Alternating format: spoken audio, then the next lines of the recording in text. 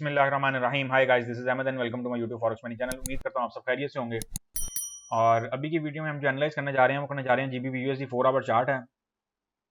और उम्मीद करता हूँ कि आप लोग जो है वो एनालिसिस का भी वेट कर रहे होंगे। इसी वजह से मैंने सोचा कि जो है वो फ़ौरन जो है ना वो वीडियो बना दी जाए।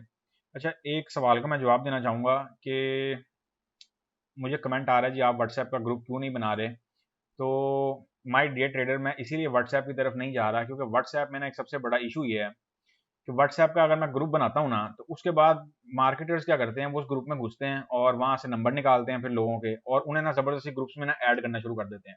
तो वो इतनी स्पैमिंग जो है वो इंतहा की जो है ना वो एक, वो क्या कहते हैं उसे, रुख इख्तियार कर जाती है कि वो बंदा ना तंग आके वो ग्रुप ही लीव कर देता है। तो मैं ना बेसिकली ऐसी किसी भी स्पैमिंग साइट पे जाना नहीं चाह रहा। टेलीग्राम हमारे पास एक बहुत मजेदार स्पॉट है, मैं समझता हूँ। अगरचे बाज़ औक़ात वो उसको जो है वीपीएन की कनेक्टिंग चाहिए होती है या थोड़ा बहुत वीपीएन की टेक चाहिए, लेकिन एट द मोमेंट मैं समझता हूँ कि Telegram is the best. Cause वहाँ पे आपको कोई ये टेंशन नहीं है कि आपका कोई नंबर वहाँ से उठा के कहीं और आपको किसी ग्रुप में ज़बरदस्ती जो है वो घुसाई जा रहे हैं।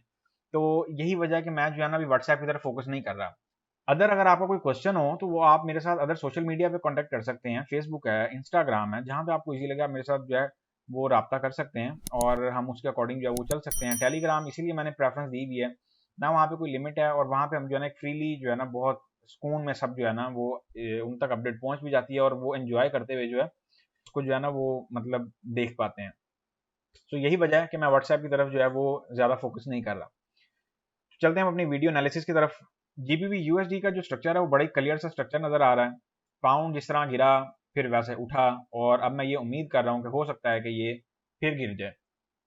उसकी सबसे बड़ी वजह ये है कि इंटरेस्ट रेट जो है वो हर तरफ बढ़ रहे हैं, इन्फ्लेशन जो है वो हर तरफ जोर पकड़ रही है, क्योंकि इन्फ्लेशन का जो इम्पैक्ट आया वो ग्लोबली आया। और अगर अपकमिंग वीक में मैं बात करूं तो ये आप लोग देख सकते हैं। सबसे पहले मैंने सोचा आप लोगों के साथ जो है वो कैलेंडर ज़रा शेयर कर दिया जाए। और कैलेंडर में आप देख सकते हैं कि हमारे पास जो सीपीआई डाटा है, कंज्यूमर प्राइस इंडेक्स का, पाउंड का, नेक्स्ट वीक में हमारे पास वो है। और उसके बाद फिर हमारे पास पॉवेल की टेस्टिफाइज हैं 2 दिन। तो उसके बाद फिर रिटेल सेल डाटा है पाउंड के वाले से। ऑफ कोर्स हर चीज़ का जो इम्पैक्ट है वो पाउंड पे भरपूर होगा। और इसके साथ साथ मैं आपको ये चीज़ बताता चलूँ, ये जो सीपीआई डाटा है ये तयन करेगा कि जो बरतानिया में या यूके में या जीबीपी की जो इन्फ्लेशन या जो इनके पास एक जो तूफान इनका बरपा है उसका जो प्रेशर है वो क्या है, ये हम जो है आने वाले वक्तों में और आने वाले जो हफ्ता है और आने वाली जो न्यूज़ हैं उनमें तो हम ये चीज़ देखेंगे।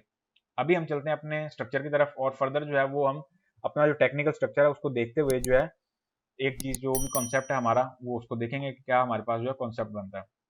अगर मैं बात करूं जीबीबी की, तो जीबीबी ने हाल ही में भी एक न्यू रेजिस्टेंस एरिया जो है वो क्रिएट कर दिया है। और अभी नियर टर्म के लिए तो मुझे इस रेजिस्टेंस एरिया से ऊपर जो है पाउंड जाता हुआ नहीं दिख रहा, अनटिल अनलेस के इसको कोई जो है ना मजेदार सी न्यूज चाहिए। अच्छा, पाउंड में इस टाइम जो सूरत हाल बनी हुई है ना वो ये बनी हुई है जीबीपी यूएसडी। जब मैं पाउंड की बात करूं तो उसका एक स्टैंडर्ड वाइज जो है मतलब यही होता है कि मैं जीबीपी यूएसडी के पेयर की ही बात कर रहा हूँ। और अगर मैं जीबीबी जेपीवाई की बात करूंगा तो उसके आगे फिर मैं डेफिनेटली पाउंड यन जरूर बोलूंगा। और जैसा कि आप लोग ये देख सकते हैं कि जीबीबी यूएसडी ने एक ये स्ट्रक्चर जो हमारे सामने मेंटेन किया हुआ है। अब जो हमारे पास जो इंपॉर्टेंट रेजिस्टेंसेज हैं वो कौन से हैं, सबसे पहले तो हम उनकी तरफ रुझान करेंगे और उसके बाद हमारे पास जो सबसे इंपॉर्टेंट सपोर्ट लेवल्स हैं वो कौन से हैं। रेजिस्टेंस की अगर मैं बात करूं तो ये ऑलरेडी मैंने ड्रॉ किए हुए हैं। जहां से मार्केट गिरी फिर हमें एक ये न्यू रेजिस्टेंस मिल गया। अगर मैं बात करता हूँ सपोर्ट लेवल्स की, तो सपोर्ट लेवल हमारे पास जो है वो कुछ इस एरिया से क्रिएट होते दिखाई दे रहे हैं। एक सपोर्ट एरिया हमारे पास ये है, और ये अभी हाल ही में जीबीपी यूएस ने एक अनटेस्टेड सपोर्ट एरिया बनाया। अनटेस्टेड मीन कि अभी इसके टेस्ट पेंडिंग हैं और अभी इस पे जो है ना कुछ वर्किंग जो है वो मार्केट पॉइंट ऑफ व्यू से कुछ पेंडिंग है। तो लिहाजा मैं अगर ओवरऑल बात करूं, हमारे पास अपकमिंग वीक के लिए जीबीपी यूएसडी के 2 स्ट्रक्चर हैं, उन दोनों को आप नोट कर लें। पहला स्ट्रक्चर जो है मैं उसकी ड्राइंग एंटर करने जा रहा हूँ। फर्स्ट स्ट्रक्चर हमारे पास होगा बाय का, और मैं समझता हूँ कि मार्केट को जो है वो इस जोन से बाय की प्रेफरेंस जो है वो देनी चाहिए। इस जोन से बाय की प्रेफरेंस लें और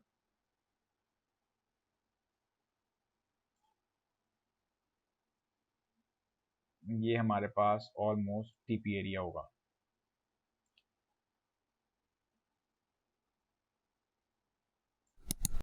अच्छा जी, ये मैंने बाय का स्ट्रक्चर ड्रॉ कर दिया। अब इसकी मैं डिटेल्स एंटर करने जा रहा हूँ, डिटेल्स नोट कर लें।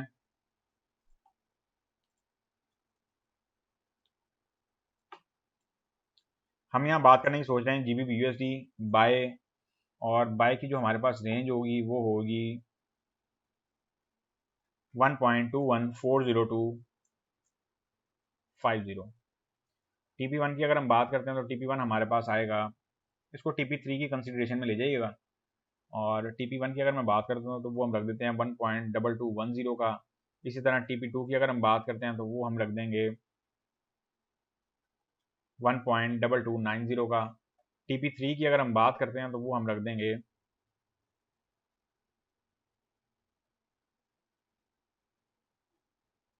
1.2360 के लेवल का। और एसएल की अगर हम बात करते हैं तो एसएल हम इसका रखेंगे 1.2060 के लेवल का। और यहाँ पे मैं मेंशन भी कर देता हूँ, ये हमारा है बाय सिनेरियो। ये मैंने बाय के सिनेरियो की डिटेल्स जो हैं वो एंटर कर दी हैं, इनको आप नोट कर लें। ऑफ कोर्स एक जो ब्रेकआउट है, मार्केट इस रेंज में थोड़ा बहुत जो है वो तंग करेगी और फिर एक ब्रेकआउट देगी। और अभी के लिए मैं ये समझता हूँ कि ये जो रेजिस्टेंस एरिया है इस पे हमें जो है ना आंखें खुली रख के बैठना होंगी, क्योंकि अगर मार्केट इस रेजिस्टेंस एरिया से नीचे रही तो मार्केट जो है वो एक स्ट्रॉन्ग बेयरिश रेला अगेन ले जा सकती है। और इसके असरात भी बहुत ज़्यादा हैं, क्योंकि अपकमिंग वीक जो है वो हमारे पास यूँ समझ लें कि अब हम मंथली क्लोजिंग की तरफ निकल पड़े हैं। तो ये नेक्स्ट 2 वीक जो है वो बहुत इंपॉर्टेंट होंगे। फर्स्ट स्ट्रक्चर मैंने ड्रॉ कर दिया है, एसएल के साथ ट्रेड कीजिएगा, कहीं पे भी विदाउट एसएल आने की ज़रूरत नहीं है। विदाउट एसएल अगर आप आना चाहें तो बराहे मेहरबानी इतना आपके पास स्ट्रॉन्ग मनी मैनेजमेंट होना चाहिए कि अगर आप कहीं पर स्टक हों तो आपको पता हो कि आपने कैसे निकलना है। अब मैं करने जा रहा हूँ जी second structure draw. Second structure हमारे पास बनेगा सेल का, और वो मैं इसी रेजिस्टेंस एरिया से उसकी प्रेफरेंस जो है वो दूंगा, क्योंकि अब की बार अगर मार्केट ने इस एरिया को रिजेक्ट किया तो माइट भी जो है वो आपको ये जो हमारा न्यू लो बना है ये न्यू लो देखने को मिल जाए, दिस वन। और अगर मैं बात करूँ इसके अदर लेवल्स की, अदर लेवल्स तो आपको पता ही है कि जैसे हमारे पेंडिंग हैं। और वो अब मार्केट पे बेसिकली डिपेंड ये करता है कि मार्केट जो एक नोयत मार्केट ने पकड़ी है, एक रुख इख्तियार किया है, तो वो कब एंड होता है। बेसिकली अभी तक हम जो है वो स्टिल बियरिश रेले में ही चल रहे हैं। और क्योंकि न्यूज़ेस इस टाइम मार्केट की ओवरऑल न्यूज़ेस बहुत गर्म है, इन्फ्लेशन को ले लें, इंटरेस्ट रेट्स को ले लें। इंटरेस्ट रेट हर हर मुल्क बढ़ाने की सोच रहा है। अब तो एयूडी जो है ऑस्ट्रेलिया, उसने पहले भी बढ़ाया है, और अभी उनका फर्दर जो है इस तरफ रुझान है कि ऑस्ट्रेलिया भी जो अपना इंटरेस्ट रेट बढ़ाए, फिर उसके पीछे न्यूजीलैंड है। सो जेपीवाई जो है वो अपनी कोई मॉनेटरी पॉलिसी जो है उसको साथ कोई छेड़ाछाड़ी नहीं कर रहा। यही वजह है कि मैं समझता हूँ कि शायद वो एक जगह पे रुका हुआ है, और बाकी सब जो है उन्होंने एक जो है ना दौड़ों वाला जो कॉन्सेप्ट है ना वो पैदा किया हुआ है। तो ये मैंने सेल की ड्राइंग जो है वो ड्रॉ की है, इसको भी आप नोट कर लें। मैं इसकी यहाँ पे डिटेल्स आपको मेंशन कर देता हूँ। अगर हम जीबीपी यूएसडी बात करते हैं सेल करने की, तो सेल हम इसको करेंगे एट 1.23802 1.2400 के लेवल से। अच्छा, एंट्री जितनी ऐसे आप पकड़ पाएँ उतना बेहतर है, क्योंकि उसमें आपकी जो एसएल रेशियो है वो कम हो जाएगी। टीपी वन की अगर हम इसकी बात करें तो टीपी वन फ्लैट आएगा 1.2300 की, और टीपी टू की अगर हम इसकी बात करें तो वो आएगा 1.2200, और टीपी वन की अगर मैं बात करूं तो वो आएगा 1.2100 का लेवल। और अगर मैं एसएल की बात करता हूं तो वो आएगा 1.2475 का। चूंकि मार्केट ने रिसेंट में हमें जो है मूवमेंट वो बहुत बहुत स्ट्रॉन्ग मूवमेंट दिया है, यही वजह है कि हम जो है उसका जो एसएल है वो थोड़ा सा जो है बड़ा रखने की तरफ रुझान कर रहे हैं। अगर आप ऐसा समझें, अक्सर सिनेरियोज में ऐसा होता है कि मार्केट जो है वो यहाँ पे आ जाती है, यहाँ पे जो है ना खेलती रहती है और उसके बाद फिर नीचे। तो यहाँ से मैं हमेशा कहता हूँ कि आप एक पार्शली जो है वो एंटर हो जाया करें, एक थोड़े यूनिट से, एक स्मॉल यूनिट से, एक स्मॉल लॉट साइज से आप एंटर हो जाया करें, कोई उसमें वो नहीं है। और बाकी ये है कि उसको फिर आप एडजस्ट जो है वो उस हिसाब से करवाते जाया करें। 5 10 15 पिपे जो है वो up and down weekly basis पे या वीकली सिनेरियो पे जो हो जाए तो उसमें कोई इतना जो है ना वो कोई इतनी बड़ी बात नहीं है। Sell scenario.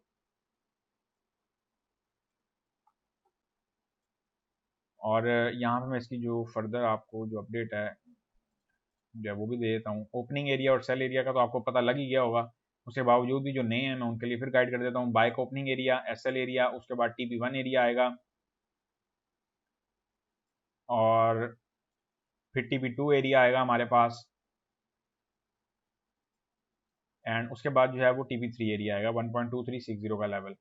ये जो ऊपर की पिप्स हैं ये एडिशन है, आप लोग अगर अपना अकाउंट या अपनी लॉट से जो मैनेज करते हुए चल रहे हुए तो देख लीजिएगा, अदरवाइज इसको छोड़ दीजिएगा।